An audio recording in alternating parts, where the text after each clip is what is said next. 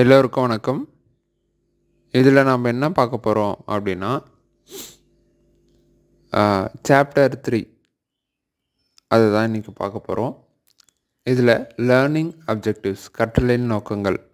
இந்த சாப்டர் 3 நம்ம படிக்கிறதுனால நம்ம என்னெல்லாம் தெரிஞ்சுக்க போகிறோம். To know the organization of the computer components and their interconnections. Computer காம்பனன்ட்ஸும் அதனுடைய கனெக்ஷன்ஸ் பற்றியும் தெரிஞ்சுக்க போகிறோம். To no processors. ப்ராசஸர்னால் என்ன அப்படின்றத தெரிஞ்சுக்க போகிறோம். அண்ட் தேர் கேரக்டரிஸ்டிக்ஸ், அது என்ன வேலை செய்யுது அப்படின்றத தெரிஞ்சுக்க போகிறோம். To know the importance of memory devices. Memory டிவைசஸ்னுடைய முக்கியத்துவம் என்ன, அதனுடைய ரோல், கம்ப்யூட்டரில் அது என்ன பண்ணுது. அப்புறம் to explore RAM, ROM and different each of them. RAM, ரோம்னா என்ன, அதனுடைய வித்தியாசங்கள் என்ன, டிஃப்ரென்ஷியேட் அப்படின்றத பார்க்க போகிறோம். To know about cache memory. Cache மெமரினா என்ன, அது கம்ப்யூட்டர்னுடைய பர்ஃபார்மன்ஸை எப்படி அதிகப்படுத்துது அப்படின்றத பார்க்க போகிறோம். அடுத்து to know secondary devices and their usages.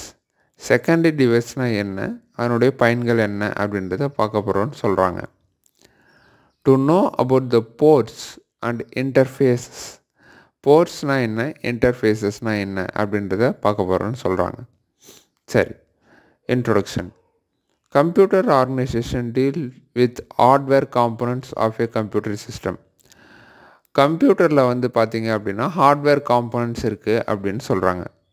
ஹார்ட்வேர்னால் நம்ம கையால் எதெல்லாம் தொட்டு எடுத்து பார்க்க முடியுதோ அது எல்லாமே ஹார்ட்வேர். இது பார்த்திங்கன்னா ஹார்ட்வேர் டிவைசஸில் இன்புட் டிவைசஸ் இருக்குது, அவுட்புட் டிவைசஸ் இருக்குது, அதுக்கப்புறம் சென்ட்ரல் ப்ராசஸிங் யூனிட் இருக்குது, ஸ்டோரேஜ் டிவைஸ், மெமரி டிவைஸ், இந்த மாதிரி 5 பிரிக்கிறாங்க. சரிங்களா? சரி, இது பார்த்திங்கன்னா வேரியஸ் காம்பனன்ட்ஸ் இதில் இருக்குது அப்படின்ற மாதிரி சொல்கிறாங்க. சரிங்களா? அப்புறம் பார்த்திங்கன்னா இது ஒன்றோட ஒன்று இன்டர் கனெக்டட். சரிங்களா? ஒன்றுக்கு இன்னொன்று பார்த்திங்கன்னா இன்டர் கனெக்ட் ஆகிருக்கும். சரிங்களா?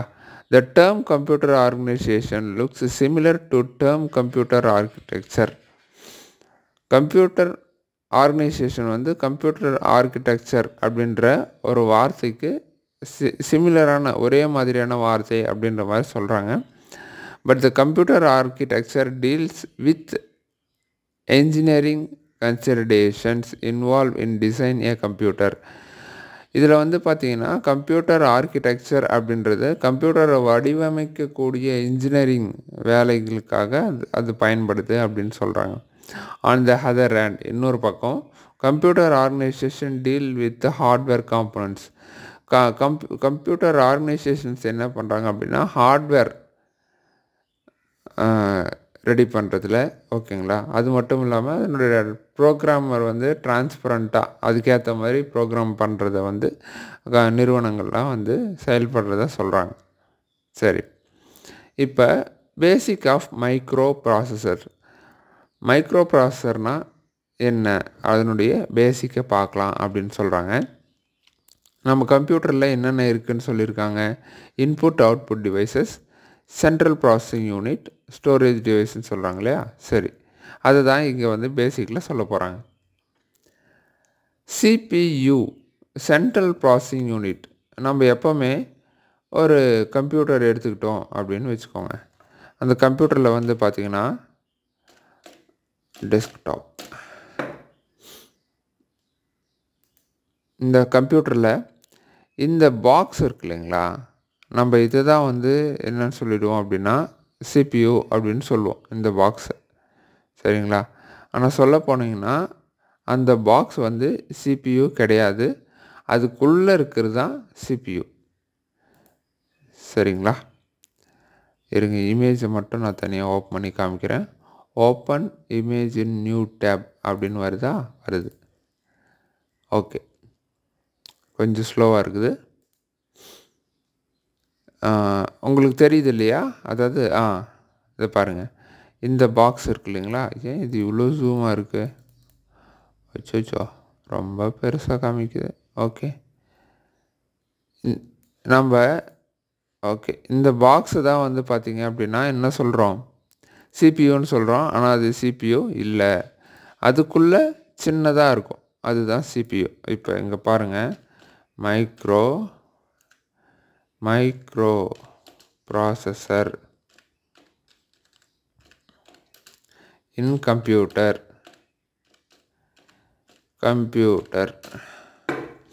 இது பாருங்கள், இதுதான் இந்த ப்ராசஸர். இதை பற்றி தான் அங்கே ஏதோ சொல்ல போகிறாங்க. என்ன சொல்ல போகிறாங்கன்னு பார்க்கலாம். இந்த சிபியூ இஸ் அந்த மைக்ரோ ப்ராசஸர் சொன்னோம் இல்லையா, அதுதான் சிபியூ. சரிங்களா? சரி, the CPU is the major component of the computer. கம்ப்யூட்டரில் ரொம்ப ரொம்ப முக்கியமான காம்பனண்ட் எதுன்னு பார்த்தீங்கன்னா CPU. Which perform all task, எல்லா வேலையும் அதுதான் செய்யும். எல்லா வேலையுமா? இப்போ நம்ம மூளை நம்மளுக்கு வந்து முக்கியமான உறுப்பு. என்சான் உறுப்புக்கு சிரசே மூலதனம் அப்படின்னு சொல்லுவாங்க. சரிங்களா? அந்த மாதிரி தலை தான் நம்ம உடம்புக்கு ரொம்ப முக்கியம் அப்படின்னு சொல்லுவாங்க. அப்போ மூளை எல்லா வேலையும் செய்யுதுன்னா கை கால்லாம் எதுக்கு? அதாவது கைக்கு காலுக்கு எல்லாம் வந்து பார்த்திங்கன்னா மூளை வேலை செய்கிறதுக்கான கமாண்ட் கொடுக்குது. அப்போ அந்த வேலையை கொடுக்கறதுனால அது ரொம்ப முக்கியமானது. அது செயலிழந்தால் வேறு எதையும் வேலை வாங்க முடியாது. அதனால் சரிங்களா? சரி, this is realised by microprocessor which is an integrated circuit. அது வந்து ஒரு ஐசின்னு சொல்லுவாங்க இல்லைங்களா, ஐசி சிப். ஐசி போயிடுச்சு, ஐசி மாற்றணும் அப்படின்னா இன்டெகிரேட்டட் சிப். இன்டெகிரேட்டட்னா உள்ளவே பொருத்தப்பட்ட, ஓகேங்களா, சர்க்கியூட்னா அது பொருத்தப்பட்ட சர்க்கியூட். சரிங்களா? இது வந்து பார்த்திங்கன்னா 1970களுக்கு அந்த காலகட்டத்தில் தான் வந்து பார்த்திங்கன்னா இதை வந்து இன்ட்ரொடக்ஷன் பண்ணாங்க. சரிங்களா? இன்டெல் கம்பெனி தான் வந்து பார்த்திங்கன்னா முதல்ல இதை வந்து இன்ட்ரடியூஸ் பண்ணியிருக்காங்க. சரிங்களா? Micro processor 4004. இருங்க பார்க்கலாம், அப்படி சும்மா சர்ச் பண்ணி பார்க்கலாமே என்ன தான் வருதுன்னு. அது பாருங்கள், இதுதான் வந்து பார்த்திங்கன்னா கண்டுபிடிக்கப்பட்டதாக சொல்கிறாங்க. சரி, பார்ப்போம் நம்ம அடுத்து என்ன சொல்கிறாங்கன்னு பார்ப்போம். சரி, இப்போ வந்து பார்த்திங்க அப்படின்னா the microprocessor is a programmable multipurpose silicon chip. நம்ம சொன்னோம் இல்லையா, சிப்னா சர்க்கியூட். இது வந்து பார்த்திங்கன்னா உள்ளே வந்து ப்ரோக்ராம் பண்ணி வச்சுருப்பாங்க. என்ன ப்ரோக்ராம், நீ எப்படி வேலை செய்யணும் அப்படின்றத ப்ரோக்ராம் பண்ணி வச்சுருப்பாங்க. It is drived by clock pulse மூலிமா இதை வந்து ட்ரிவன் பண்ணுறாங்க. சரிங்களா? சரி, it accept input as a binary data. நம்ம சொன்னோம் இல்லையா, கம்ப்யூட்டருக்கு தெரிஞ்சதெல்லாம் என்ன, 0 1 மட்டும்தான். சரிங்களா? இது என்ன பண்ணும் அப்படின்னா இன்புட் டேட்டாவை அக்செப்ட் பண்ணிக்கும். சரிங்களா? அதுக்கப்புறம் அண்ட் ஆஃப்டர் ப்ராசஸிங் அது என்ன பண்ணும், உள்ளே போயிட்டு ப்ராசஸ் பண்ணும் அந்த டேட்டா ப்ராசஸ் பண்ணிட்டு it provides output data as per instruction of stored in a memory என்ன சொல்லியிருக்குதோ அதுக்கேற்ற மாதிரி இது என்ன பண்ணும், டேட்டாவை அவுட்புட் கொடுக்கும். சரிங்களா? A block diagram of a microprocessor. Input கொடுக்குறோம், மைக்ரோ ப்ராசஸருக்கு போகுது, மெமரி கிட்ட போகுது, மெமரியிலேருந்து திருப்பி எடுத்துகிட்டு வருது, அவுட்புட் கொடுக்குது. சரிங்களா? என்னென்னா ரொம்ப சிம்பிள். நீங்கள் வந்து கீபோர்டில் ஒரு விஷயத்தை டைப் பண்ணுறீங்க, அது எடுத்துன்னு சிபியூக்குள்ளே போகுது, சிபியூக்குள்ளே போயிட்டு அங்கேருந்து ப்ராசஸ் பண்ணுது, ஹார்ட் டிஸ்க்குக்கு போகுது, ஹார்ட் டிஸ்க்லேருந்து தகவலை எடுக்குது, இல்லை தகவலை வைக்குது, இல்லை தகவலை மாற்றுது, ஏதோ பண்ணிவிட்டு நம்மளுக்கு மானிட்டரில் எடுத்துன்னு வந்து நம்மளுக்கு அவுட்புட் கொடுக்குது. சரிங்களா? இதுதான் இந்த மைக்ரோ ப்ராசஸரில் 3 யூனிட் இருக்குதுன்னு சொல்கிறாங்க. ஒன்று வந்து பார்த்திங்கன்னா ALU, arithmetic and logical unit. அடுத்து வந்து கண்ட்ரோல் யூனிட். அடுத்து வந்து ரெஜிஸ்டர்ஸ். இந்த ஏஎல்யூ என்ன பண்ணும் அப்படின்னா அரித்மெட்டிக் வேல்யூவை பார்க்கும். மேத்தமேட்டிக்கல் சம்மந்தமாக, கணக்கு சம்மந்தமான விஷயங்கள்லாம் இது பார்த்துக்கும். அந்த பேர்லேயே இருக்குது பாருங்கள், அரித்மெட்டிக் அண்ட் லாஜிக். அடுத்து வந்து கண்ட்ரோல் யூனிட். இது வந்து ஓவரால் ஆப்ரேஷன் எல்லாரையும் கண்ட்ரோல் பண்ணக்கூடிய வேலையை இது பண்ணும். அப்புறம் ரெஜிஸ்டர்ஸ் என்ன பண்ணும் அப்படின்னா, அதுக்கு கொடுக்கப்பட்ட தகவலை அது வந்து ஹோல்டு பண்ணி அது டேட்டாவை வந்து எக்ஸிக்யூட் பண்ணும். ஓகேங்களா? தகவல் இங்கே போகணும், அங்கே போகணும், இதை பண்ணோம், அதை பண்ணோம். அந்த மெமரி, அதாவது ஹார்ட் டிஸ்க், ஒரு தகவல் ரேமுக்கு வரணும், ரேம்லேருந்து ஹார்ட் டிஸ்க்கு போகணும், ஹார்ட் டிஸ்க்லேருந்து திருப்பி ரேமுக்கு வரணும், நம்மளுக்கு வந்து டிஸ்பிளே காமிக்கணும். இந்த மாதிரி விஷயங்கள்லாம் வந்து இது செய்யும். சரிங்களா? சரி, அடுத்து characteristics of microprocessor. Microprocessor வந்து எப்படி பர்ஃபார்ம் பண்ணுது, அதனுடைய கேரக்டர் என்ன அப்படின்றத சொல்கிறாங்க.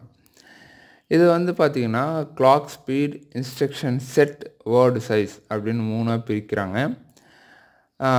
Instruction, micro processor is design to execute, அது வந்து வேலை செய்கிறதுக்கு, எக்ஸிக்யூட் பண்ணுறதுக்காக டிசைன் பண்ணியிருக்காங்க இல்லையா, அது வந்து இன்ஸ்ட்ரக்ஷன் செட்டுன்னு சொல்கிறாங்க.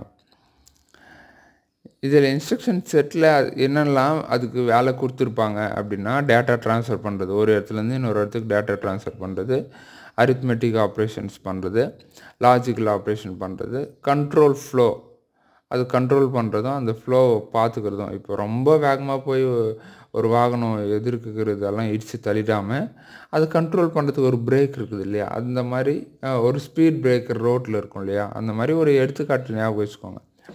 அப்புறம் இன்புட் டிவைஸ், அவுட்புட் டிவைஸ் எல்லாம் பார்த்துக்கிறது. வேர்டு சைஸ்னால் the number of bits that can be processor. நம்ம இதுக்கு முன்னாடி வந்து பார்த்திங்கன்னா ஜீரோஸ் அண்ட் ஒன்ஸை பற்றி படித்தோம் இல்லையா, அது வந்து பார்த்திங்கன்னா ஒரு நம்பரும் ஒரு பிட்டு. ஸோ அது இப்போ ஒரு வார்த்தை இருக்குதுன்னா கணினியில் அது வந்து எண்களாக தான் போய் சேவ் ஆகும். சரிங்களா? அதை வந்து பார்த்துக்கிறது, அதெல்லாம் வந்து இந்த வேர்ட் சைஸ்னுடைய வேலை. அடுத்து கிளாக் ஸ்பீட், அதாவது ஒரு நிமிஷம் இருங்க, கமெண்ட், நம்ம வந்து கொஞ்சம் மாறி வந்துட்டோம். இப்போ வேர்டு சைஸ்ன்னு இருக்கு இல்லைங்களா, அதாவது இங்கேயே ஸ்டார்ட் ஆகுது, நான் இங்கே முடிஞ்சதுக்கப்புறம் இங்கே படிக்க ஆரம்பிச்சிட்டேன். சரி இருங்க, தப்பு நடந்து போச்சு. நம்ம இங்கேருந்து முதல்ல பார்ப்போம். நாம் ஸ்ட்ரெயிட்டாக எதுக்கு போயிட்டோம், இன்ஸ்ட்ரக்ஷன் செட்டுக்கு போயிட்டோம். சரி, வேர்டு இன்ஸ்ட்ரக்ஷன் செட்டுக்கு போயிட்டு வேர்டு சைஸுக்கு வந்துட்டோம். சரி, இப்போ clock speed, every micro processor has a internal clock that regulates speed at which it executes instructions. The speed at which the microprocessor execute instruction is called clock speed. அதாவது எல்லா ப்ராசஸர்லேயும் வந்து பார்த்திங்கன்னா இன்டர்னல் கிளாக் அப்படின்னு ஒன்று வச்சுருப்பாங்க. இது எதுக்கு அப்படின்னா, ப்ராசஸர்னுடைய வேகத்தை கணிக்கிறதுக்காக, வேலை அது செய்யறதுக்காக. இது என்னன்னு சொல்கிறாங்கன்னா MHz GHz அப்படின்ற மாதிரி இதை வந்து பிரிக்கிறாங்க. சரிங்களா? சரி, இப்போது ஒரு கணினி வேகமாக இருக்கணும், இல்லை உங்கள் கையில் இருக்கிற ஒரு மொபைல் ஃபோன், இப்போ இருக்கிற ஸ்மார்ட் ஃபோன் வேகமாக இருக்கணும்னா மைக்ரோ ப்ராசஸர் நல்லா இருக்குதா, வேகமாக செயல்படுற, வேலை வாங்குகிற அளவுக்கு இருக்குதான்றதை பார்த்து தான் வாங்கணும். சரிங்களா? அதுதான் இந்த ஜிகாஹெர்ட்ஸ், மெகாஹெர்ட்ஸ், இதை வச்சு தான் கணிப்பாங்க. அந்த ஸ்பீடை வச்சு பார்த்திங்கன்னா உங்களால் வந்து ஓரளவுக்கு கணிக்க முடியும். சரிங்களா? சரி, இப்போ நான் உங்களுக்கு காமிக்கிறேன் அதை. இங்கே பாருங்கள், இங்கே என்ன சொல்லியிருக்காங்க, 2.0 GHz அப்படின்னு கொடுத்துருக்காங்களா. அப்போ நம்ம பயன்படுத்தக்கூடிய இந்த கணினி வந்து பார்த்திங்கன்னா நமக்கு வந்து ஜிகாஹெர்ட்ஸ் அப்படின்ற மாதிரி காமிக்குது. சரிங்களா? சரி, இப்போ இன்ஸ்ட்ரக்ஷன் செட்னால் தகவலை கொடுக்குறாங்க, அந்த தகவலை வந்து வச்சு வேலை செய்யுது. வேர்ட் சைஸ்ன்றது வந்து பார்த்திங்கன்னா அந்த பிட்ஸ் பார்த்தோம் இல்லைங்களா, 0 1 இந்த மாதிரி, இது ஒரு வார்த்தைகளுக்கும் ஒரு பிட்ஸ் இருக்குது. அந்த பிட்ஸை வச்சு என்ன பண்ணோம் அப்படின்னா, இந்த ரேம் வந்து வேலை செய்யும். ரேம்னா ரேண்டம் ஆக்சஸ் மெமரி, அதாவது தற்காலிக நினைவகம் அப்படின்னு சொல்லலாம். அந்த ரேம் வந்து வேலை செய்யும். அதாவது நம்ம மைண்டு ஃப்ரெஷ்ஷாக இருந்தால் தான் நம்ம செய்கிற வேலை, ப்ரெசன்ஸ் ஆஃப் மைண்ட் இருந்தால் தான் நம்ம செய்கிற வேலை வேகமாக செய்வோம் அப்படின்னு சொல்லுவாங்க. சரிங்களா? அந்த மாதிரி தான் ரேம் வந்து பார்த்திங்கன்னா ப்ரெசன்ஸ் ஆஃப் மைண்ட் மாதிரி தான். அது வந்து இப்போதைக்கு என்ன மைண்டு கிளியராக இருந்தால் நல்லா வேலை செய்ய முடியும் அப்படின்னு சொல்கிறாங்க இல்லையா, அந்த மாதிரி தான். இப்போ பாருங்கள், இதுதான் ரேம், இதுதான் ரேம். சரிங்களா? இந்த ரேம் வந்து கம்ப்யூட்டரில் வந்து என்ன பண்ணும், இந்த வேர்டு சைஸ் எப்படி இருக்கோ அதுக்கேற்ற மாதிரி வேலை செய்யும். சரி, இங்கே ஏதோ சொல்லியிருக்காங்க, உங்களுக்கு தெரியுமா? Hertz abbreviated HZ is standard unit measurement used by measuring frequency. ஹெட்ஸுன்றது வந்து ஃப்ரீக்வன்சியை மெஷர் பண்ணுறாங்க. சரிங்களா? Hertz 1 hertz equal 1 cycle per second. அதை சைக்கிள் அப்படின்னு சொல்லிட்டு கணிக்கிறாங்க. Hertz is commonly used measurement wave frequency and sound waves, light waves, radio waves. அதாவது சத்தத்தை, ஒலியை இதெல்லாம் அளக்கிறதுக்கு தான் வந்து ஹெட்ஸ் பயன்படுத்துகிறாங்க. ஹியூமனுடைய காதுகள் வந்து பார்த்திங்கன்னா எவ்வளோ சத்தத்தை கேட்குது. அதுக்கப்புறம் sound waves close to heads bass frequencies. இந்த சத்தம்லாம் ஸ்பீக்கர்லலாம் வந்து அது எவ்வளோ ஹெட்ஸில் வந்து வேலை செய்யுது அப்படின்ற மாதிரிலாம் அந்த ஹெட்ஸுன்ற வார்த்தை அந்த இடத்துல தான் பயன்படுத்துவாங்க. while heads can be used to measure the wave frequency, it's also used to measure the speed of computer processor. இந்த இடத்துல வந்து பார்த்திங்கன்னா கம்ப்யூட்டர் ப்ராசஸர்னுடைய வேகத்தை வந்து கணிக்கிறதுக்கும் வந்து பார்த்திங்கன்னா இந்த ஹெட்ஸ் யூஸ் பண்ணுறாங்க அப்படின்னு சொல்கிறாங்க. CPUs rated specific clock speed. The number of indicates how many instruction cycles processor can perform in every second. ஒரு செகண்டுக்கும் வந்து பார்த்திங்கன்னா இது எவ்வளோ வேகமாக வேலை செய்யும் அப்படின்னு. Since the modern processor perform millions or even billions of instruction per second. அதாவது இப்போ இருக்கிற ப்ராசஸர்ஸ் வந்து பார்த்திங்கன்னா மெகாஹெட்ஸ், ஜிகாஹெட்ஸ் இந்த மாதிரி வேகமாக செயல்படுதுன்னு சொல்கிறாங்க. அப்போ ஒரு கணினியோ இல்லை நம்மக்கிட்ட இருக்கிற ஒரு சூப்பர் கம்ப்யூட்டர்னு சொல்லலாம், அதாவது நம்ம ஃபோன், இதெல்லாம் வேகமாக வேலை செய்யணுன்னா நிறைய பேர் வந்து ரேம் தான் வேணும் அப்படின்வாங்க. அதை விட ப்ராசஸர் வேணும். சரிங்களா? ப்ராசஸர் தான் என்ன பண்ணுறவர், வேலை வாங்குறவர். சரிங்களா? சரி, data communication between CPU and memory. அதாவது CPU அண்ட் மெமரி. CPUனா நம்ம பார்த்துட்டோம், ப்ராசஸர். சரிங்களா? கம்ப்யூட்டர் மெமரி அப்படின்னா அது வந்து ஹார்ட் டிஸ்க்கு சொல்லுவாங்க. சரிங்களா? பாருங்கள், இங்கே வந்து உங்களுக்கு ஹார்ட் டிஸ்க்கு தான் காமிக்கும். ப்ரைமரி மெமரி, செகண்டரி மெமரின்னு காமிக்குது. ப்ரைமரினா ரேம், செகண்டரினா ஹார்ட் டிஸ்க். சரி, அதை பற்றி என்ன சொல்கிறாங்க அப்படின்றத பார்க்கலாம். The central processing unit CPU memory data register. அதாவது CPUலேயும் வந்து பார்த்திங்கன்னா கொஞ்சம் மெமரி டேட்டா ரெஜிஸ்டர் இருக்கும். சரிங்களா? இது வந்து பார்த்திங்கன்னா டேட்டாவை வச்சுன்னு இருக்கும். அதுக்கப்புறம் டேட்டாவை ட்ரான்ஸ்ஃபர் பண்ணும். சரிங்களா? அதுக்கப்புறம் வேறு என்ன சொல்கிறாங்க, அரித்மெட்டிக் லாஜிக் யூனிட்லாம் பண்ணோம் அப்படின்னு சொல்கிறாங்க. Bus is collections of wires used to communicate between the internal components. அதாவது CPUவில் பஸ்ஸுன்னு ஒரு விஷயம் இருக்கான். நம்ம என்ன பண்ணுறோம், ஒரு ஊர்லேருந்து இன்னொரு ஊருக்கு போகிற மாதிரி அதுவும் வந்து பார்த்திங்கன்னா ஒரு இடத்துலேருந்து இன்னொரு இடத்துக்கு கம்யூனிகேட் பண்ணுறதுக்கு யூஸ் ஆகுது. The word in the RAM has been same size number of bits memory data register. அதாவது ரேமில் வந்து பார்த்திங்கன்னா ஒரு வேர்டு இருக்குது அப்படின்னா அந்த வேர்டு வந்து சேம் சைஸில் சேம் பிட்ஸில் வந்து அது கொண்டு போகுது அப்படின்னு சொல்கிறாங்க.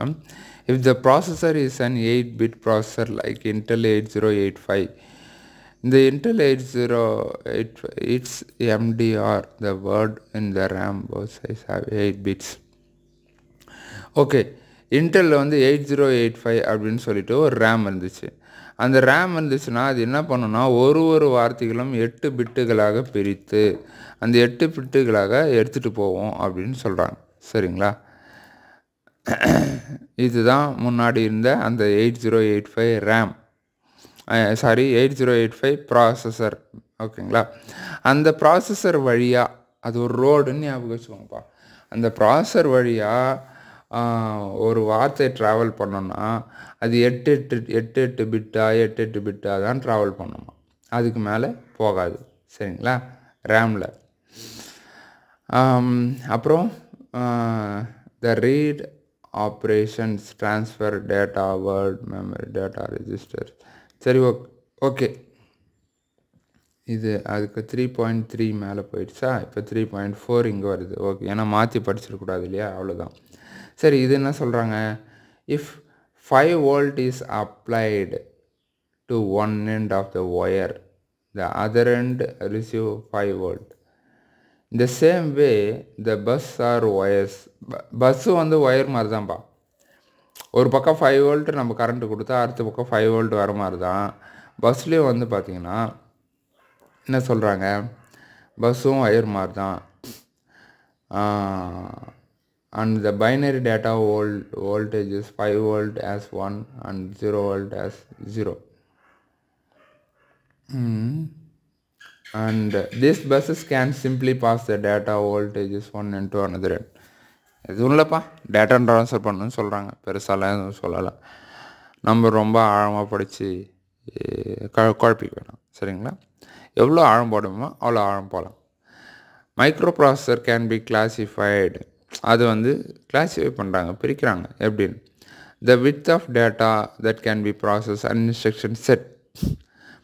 வித்துனா அகலம், எவ்வளோ அகலத்துக்கு வந்து உள்ளே வந்து பார்த்திங்கன்னா டேட்டா ட்ராவல் பண்ணுது, அதனுடைய இன்ஸ்ட்ரக்ஷன்ஸ் எப்படி வேலை செய்யுது, சரிங்களா? சரி, ஏன்னா வேலை வாங்குறது தானே ப்ராசஸர்னுடைய வேலை. Classification of microprocessor based on data width. Depending on the data with microprocessor can be processor instructions. The microprocessor can be classified as follows. அது ப்ராசஸர் வந்து பார்த்திங்கன்னா 8 பிட்டு, 16 பிட்டு, 32 பிட்டு, 64 பிட்டுன்னு சொல்லி பிரிக்கிறாங்க, சரிங்களா? நம்ம ப்ராசஸரு என்ன பிட்டுன்னு பார்க்கலாம். சரி, இங்கே பாருங்கள், நம்ம ப்ராசஸர் வந்து பார்த்திங்கன்னா 32 bit operating system, 64 bit operating சிஸ்டம்னு இருக்கு இல்லையா? அது பக்கத்தில் X64 பேஸ்டு ப்ராசஸர்னு இருக்குது பாருங்கள். இந்த X64 பேஸ்டு ப்ராசஸர் இருக்கு இல்லையா? அப்போ இது வந்து 64 பிட்டு ப்ராசஸர் நம்மக்கிட்ட இருக்குது, சரிங்களா? சரி, இது வந்து 8 பிட்டு, 16 பிட்டு, 32 பிட்டு, 64 பிட்னு இருக்குது.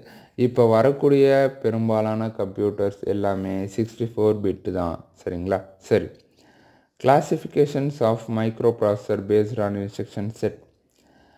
ஸோ இது வந்து இன்ஸ்ட்ரக்ஷன் செட்டை வச்சு தான் வேலை செய்யுது. while categorized microprocessor, there are 2 types of microprocessor based on.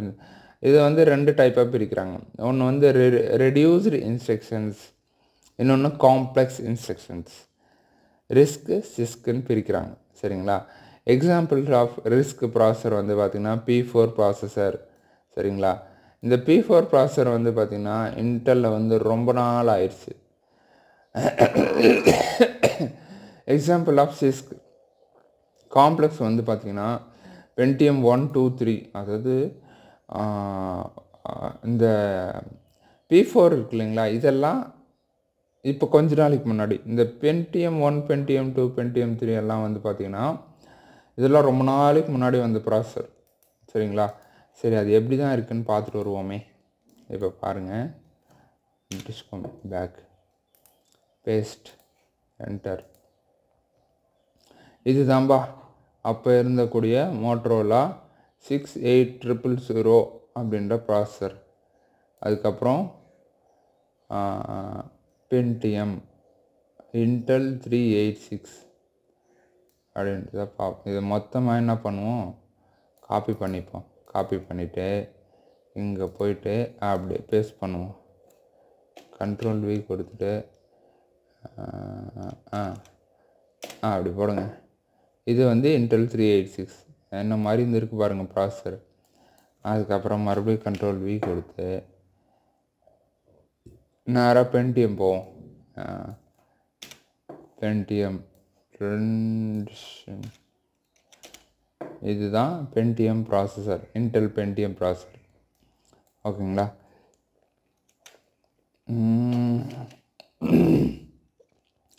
இப்போ இந்த ப்ராசஸர்லேயே வந்து பார்த்திங்கன்னா 2 கம்பெனி தான்ப்பா நல்லா இருக்குது. இப்போ ஒன்று வந்து AMD, இன்னொன்று வந்து இன்டெல், சரிங்களா? ஓகேங்களா? ஸோ Pentium 2 ப்ராசஸர்ஸ் இதெல்லாம் ஓகேங்களா? வேறு என்ன சொல்லியிருக்காங்கங்க, Pentium 3, Pentium 3. சரி, இன்னொரு அப்படி போடுவோம், Pentium 3 போடு. ஓகே. கொஞ்சம் மாறுச்சு சரிங்களா. இது Pentium 3 வந்து முன்னாடி ப்ராசஸரோட கொஞ்சம் வித்தியாசமாக மாறுச்சு. சரி okay.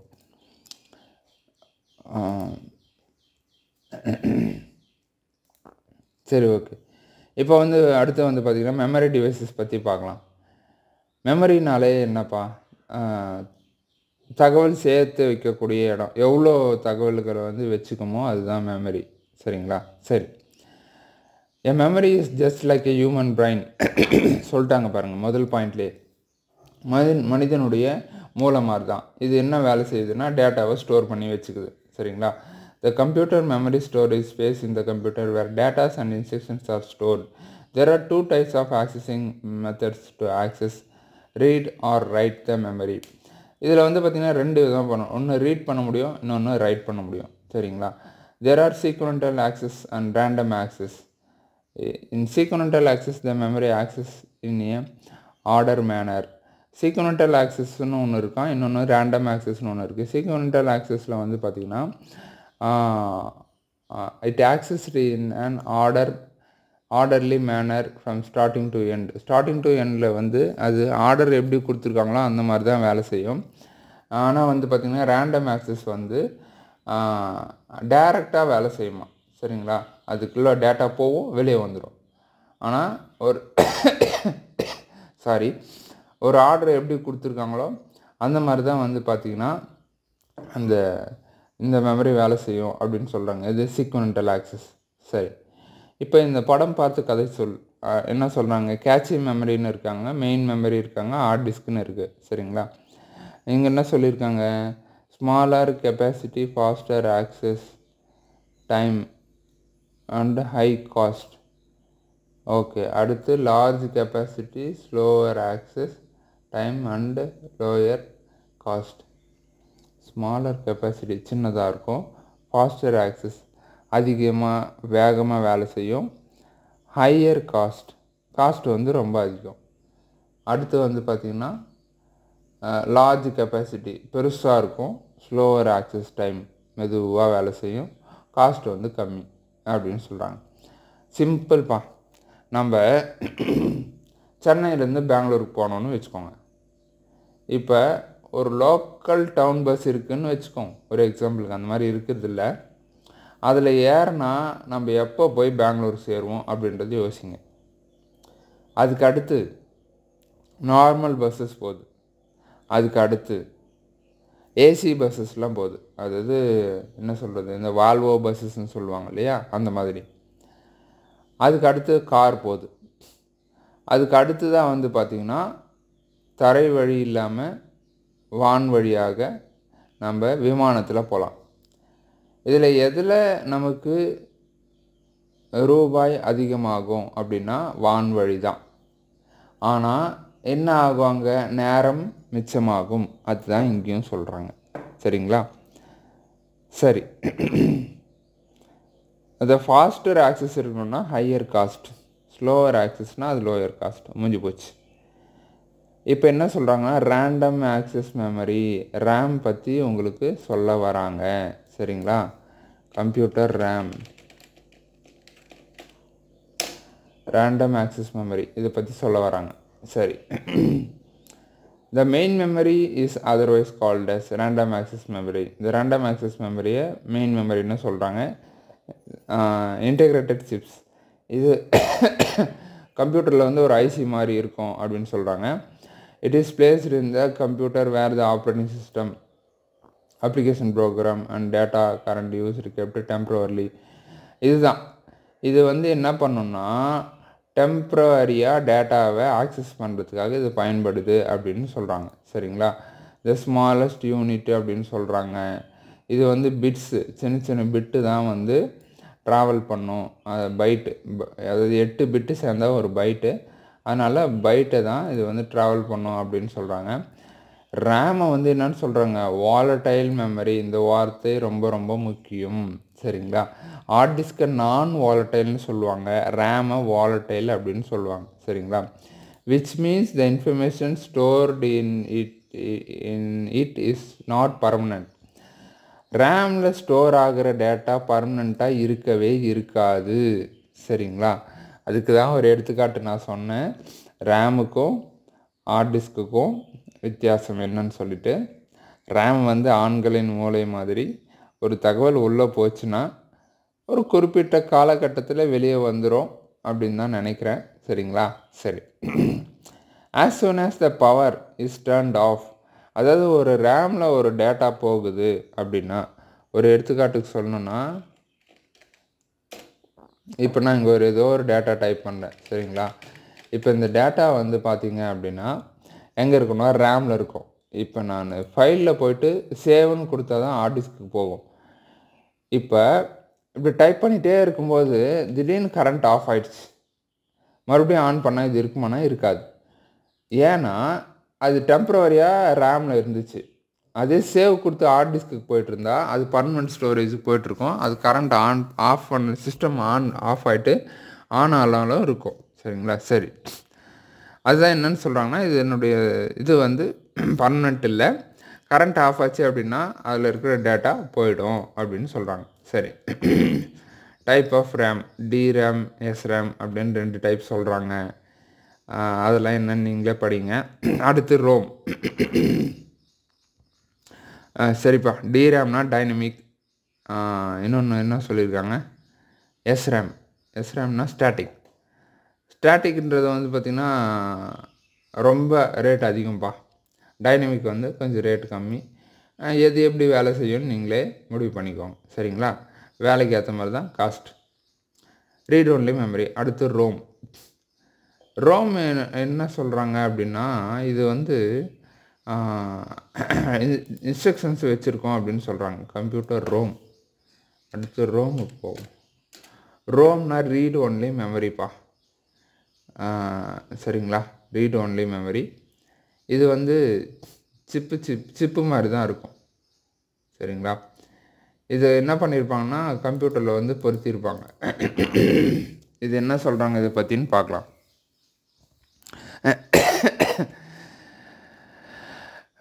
Read only memory refers to special memory in A computer. சரிங்களா? இது வந்து ஒரு ஸ்பெஷல் மெமரின்னு சொல்கிறாங்க. இது என்ன பண்ண இன்ஸ்ட்ரக்ஷன்ஸை வச்சுருக்கோம் அப்படின்னு சொல்கிறாங்க.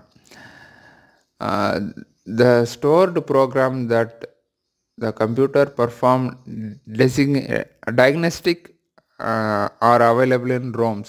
ROM stores critical programs such as program that boots the computer. ஒன்றும் இல்லைப்பா, சாரி, ஒரு கம்ப்யூட்டர் ஆன் பண்ணுறோம் இல்லையா, ஆன் பண்ணும்போதே வந்து பார்த்திங்கன்னா அதுக்கு சில தகவல்கள்லாம் தேவைப்படுது. அந்த தகவல்கள்லாம் எங்கேருந்து வரும் அப்படின்னா ரோம்லேருந்து தான் வரும். அந்த ரோம் எங்கே வச்சுருப்பாங்க அப்படின்னு பார்த்தீங்கன்னா மதர் போர்டில் வச்சுருப்பாங்க. சரிங்களா? அது ரீட் ஒன்லி மெமரி. அது வந்து அழிச்சிட்டு மறுபடியும்லாம் எழுத முடியாது. ஒரு முறை ப்ரோக்ராம் ஃபிக்ஸ் பண்ணி வச்சுட்டாங்கன்னா அது அந்த ப்ரோக்ராம் படியே வேலை செய்யும். சரிங்களா? ROM retains it contains even when the computer is turned off. So the ROM is called non-volatile. அதில் இருக்கிற தகவல் வந்து பார்த்திங்கன்னா கம்ப்யூட்டர் ஆஃப் பண்ணாலும் மாறாது. அதனால தான் இங்கே ரேமை வாலட்டைல்னு சொல்கிறாங்க. இதை வந்து என்ன சொல்கிறாங்க, நான் வாலட்டைல்னு சொல்கிறாங்க. சரிங்களா? சரி. Programmable read only memory, PROM அப்படின்னு சொல்கிறாங்க. ரீட் ஒன்லி மெமரினாலே அது ரீட் மட்டும்தான் பண்ண முடியும், மாற்ற முடியாது. ப்ரோக்ராமபிள்னால் அதில் வந்து பார்த்திங்கன்னா சில ப்ரோக்ராம்ஸு செஞ்சு வச்சுருப்பாங்க. சரிங்களா? சிப் மாதிரி, அவ்வளோதான்.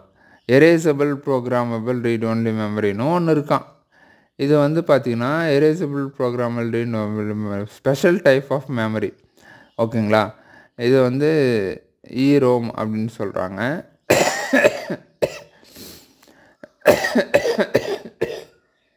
சாரி. இதில் வந்து பார்த்திங்கன்னா என்ன சொல்கிறாங்க அப்படின்னா டிஃபர்ஸ் ஃப்ரம் PROM அப்படின்னு சொல்கிறாங்க. என்ன சொல்கிறாங்க, PROM can written only once. ஆனால் EROMல வந்து பார்த்திங்கன்னா என்ன பண்ணலாம், personal computers becomes enable manufacturer to change. இதில் வந்து ரீப்ளேஸ் பண்ணிக்கலாம், எரேஸ் பண்ணிவிட்டு மறுபடியும் வந்து பார்த்திங்கன்னா நம்ம தகவல்களை எழுதிக்கலாம் அப்படின்னு சொல்கிறாங்க. சரிங்களா? Most of the EPROM chips have a transparent area top surface which covered by stickers. Sticker வச்சு மேலே தான் வச்சுருப்பாங்க, ரொம்ப உள்ளெல்லாம் எதுக்குள்ளும் மறிச்செல்லாம் வச்சுருக்க மாட்டாங்க அப்படின்னு சொல்கிறாங்க.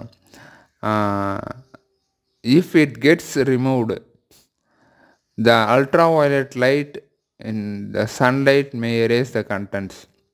அது என்ன பண்ணும், கண்டென்ட்ஸை அழிச்சிடறதுக்கான வாய்ப்பு இருக்குது அப்படின்னு சொல்கிறாங்க. சரிங்களா. அப்புறம் electrically erasable programmable read only மெமரின்னு சொல்கிறாங்க. சரிங்களா. ஸோ இது வந்து பார்த்திங்க அப்படின்னா பவர் டர்ன் ஆஃப் பண்ணும்போது இது வந்து போயிடும் அப்படி தான் சொல்லியிருக்காங்கன்னு நினைக்கிறேன். எல்லாத்தையும் நானே படித்தேன். எப்படி இந்த பற்றியை இந்த பேராகிராஃபை நீங்களும் படிங்க. சரிங்களா. சரி, அடுத்து வந்து பார்த்திங்கன்னா கேட்ச் மெமரி. சரிங்களா. சரி, கேட்ச் மெமரி வந்து பார்த்திங்கன்னா இது பாருங்கள், CPU கேட்ச் மெயின் மெமரி, அதாவது ப்ராசஸருக்கும் ஹார்ட் டிஸ்க்கும் சென்டரில் இருக்கிறது தான் இந்த cache memory. Due to higher cost the CPU comes similar size cache memory. இப்போ நீங்கள் ப்ராசஸர் வந்து ரொம்ப விலை கொடுத்து வாங்குறீங்கன்னா அதுக்குள்ளே கேட்ச் மெமரி வந்து கொஞ்சம் அதிகமாக இருக்கும். சரிங்களா. அதனால தான் உங்களுக்கு ப்ராசஸருடைய ரேட் இருக்கும். சரிங்களா. The idea of the instructions cache that is extremely fast memory. ஓகேங்களா. இது வந்து கொஞ்சம் ஃபாஸ்ட்டாக வேலை செய்யும், அதுதான் கேட்ச் மெமரி. சரிங்களா. இது பாருங்கள், CPU கேட்ச் மெயின் மெமரி ஸ்லோவாக இருக்கும். மெயின் மெமரிலேருந்து தகவல் கேட்சுக்கு வரும், கேட்ச்லேருந்து CPU, CPலேருந்து கேட்ச் போகும், அடுத்து மெயின் மெமரி போகும். சரிங்களா. சரி, அப்போ நம்ம என்ன பண்ணோம், கேட்ச் மெமரியும் பார்க்கணும் அப்படின்னு சொல்கிறாங்க. செகண்ட் ஸ்டோரேஜ் டிவைஸ்னால் என்னன்னு சொல்கிறாங்கன்னா, இது வந்து வாலடைல், அதாவது தகவல் ஒரு முறை நம்ம வச்சுட்டோம்னா நாமளாக அழிக்கிற வரைக்கும் அதில் இருக்கும். அது லைஃப் லாங் அழியாமே இருக்குமா அப்படின்னா நாம் டெலிட் பட்டன் கொடுத்தா அழிஞ்சு தான் ஆகும். சரிங்களா. அதனால் அழியாமல் இருக்குன்னு சொன்னீங்களேலாம் கேட்கக்கூடாது. சரிங்களா. அதனால் செகண்ட் ஸ்டோரேஜ் டிவைஸ்னால் இது வாலடைல் அப்படின்னு சொல்கிறாங்க. ப்ரோக்ராம் வந்து பர்மனெண்ட்டாக இருக்கும்னு சொல்கிறாங்க. சரிங்களா. சரி, அதுக்கு எக்ஸாம்பிளாக என்ன சொல்கிறாங்கன்னா ஹார்ட் டிஸ்க் உங்களுக்கே தெரியும். அடுத்து CD காம்பேக்ட் டிஸ்க், இதுதான் CD. அடுத்து வந்து பார்த்திங்கன்னா DVD. அடுத்து வந்து பார்த்திங்கன்னா என்ன சொல்கிறாங்க, தம்ப் ட்ரைவ்னு சொல்கிறாங்க, பென் ட்ரைவ் சொல்கிறாங்களா. அது பாருங்கள், ஃப்ளாஷ் மெமரி டிவைசஸ், அதுதான் இந்த நம்ம பென் ட்ரைவ் அப்படின்னு சொல்கிறோம். சரிங்களா. அடுத்து ப்ளூரே டிஸ்க், இதெல்லாம் வந்து இப்போ எதுவுமே பயன்படுத்துறதில்ல. சில இடங்களில் CD DVD தகவல் பரிமாற்றத்துக்கு பயன்படுத்துகிறாங்க அப்படின்னு நினைக்கிறேன், முக்கியமான இடங்களில். Pen drive. அதுக்கு அடுத்து வந்து பார்த்திங்கன்னா இதோட முடிஞ்சிச்சு. இப்போ வந்து போர்ட் அண்ட் இன்டர்ஃபேஸஸ் அதை பற்றி வந்திருக்காங்க. இப்போ போர்ட்னா என்னென்னா, இப்போ போர்ட் வந்து 2 இடத்துல வந்து உங்களுக்கு வந்து சொல்லுவாங்க. ஒன்று வந்து ஹார்ட்வேர் போர்ட்ஸ், இன்னொன்று சாஃப்ட்வேர் போர்ட்ஸ். இப்போ நெட்வொர்க் இடத்துலலாம் போர்ட் அப்படின்றது வேறு ஒரு விஷயத்தை குறிப்பிடுவாங்க. அதாவது OSக்குள்ளே போகும்போது வெளிப்புறமாக வந்து பார்த்திங்கன்னா போர்ட்டுன்றது வந்து ஒரு ஒயரை கனெக்ட் பண்ணி எடுக்கிற இடம் தான் போர்ட். சரிங்களா. இதில் சீரியல் போர்ட், பேரலல் போர்ட் அப்படின்ட்டு இருக்கான். சீரியல் போர்ட்டில் வந்து பார்த்திங்கன்னா எக்ஸ்டர்னல் டிவைசஸ் பழைய கம்ப்யூட்டர்லலாம் இருந்துச்சு. சரிங்களா. பேரலல் போர்ட்டில் வந்து பார்த்திங்கன்னா அதுவும் பழைய கம்ப்யூட்டரில் இருந்துச்சு. அது எப்படி இருந்துச்சு அப்படின்னு பார்க்கலாம். Computer serial and parallel port. ஒரு நிமிஷம் இருங்க. கம்ப்யூட்டர்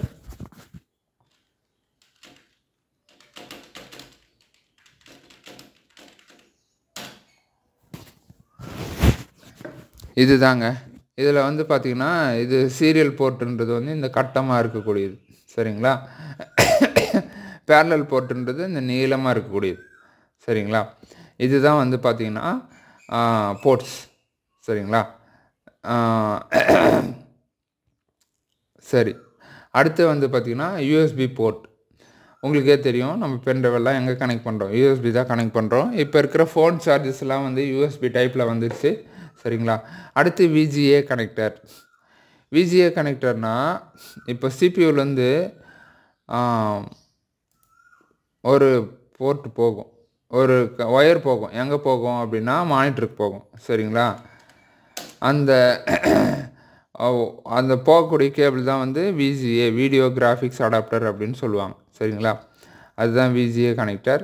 PS2 போர்ட்னு ஒன்று இருந்தது. அதாவது PS2 போர்ட்னால் இதுக்கு முன்னாடி பயன்படுத்தினிருந்த ஒரு கனெக்டர் அது.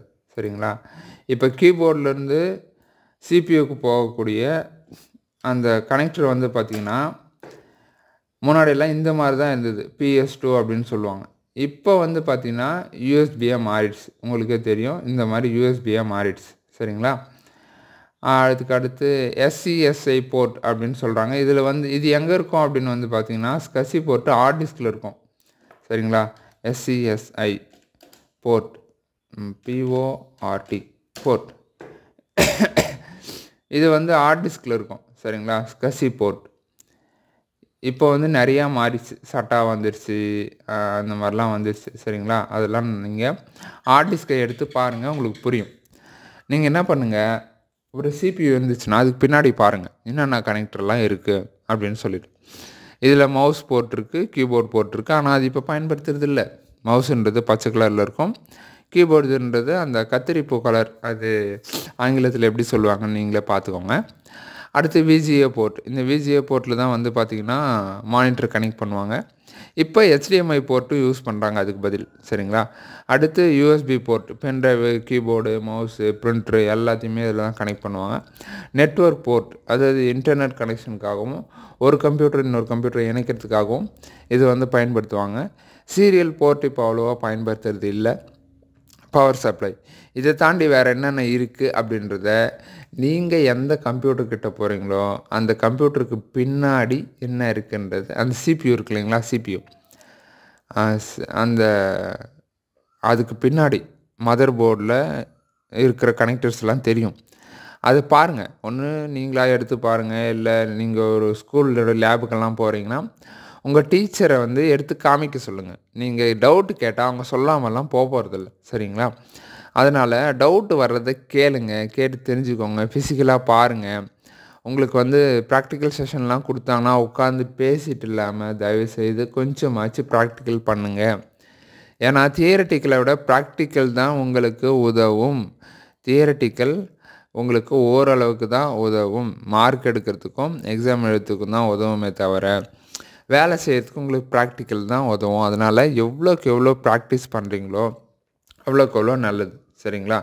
ப்ராக்டிஸ் இல்லாமல் நீங்கள் படித்து மட்டும் வச்சுக்கிட்டீங்க அப்படின்னா அது வந்து வேலைக்காகாது. இது வந்து HDMI போர்ட்ஸ். ஓகேங்களா?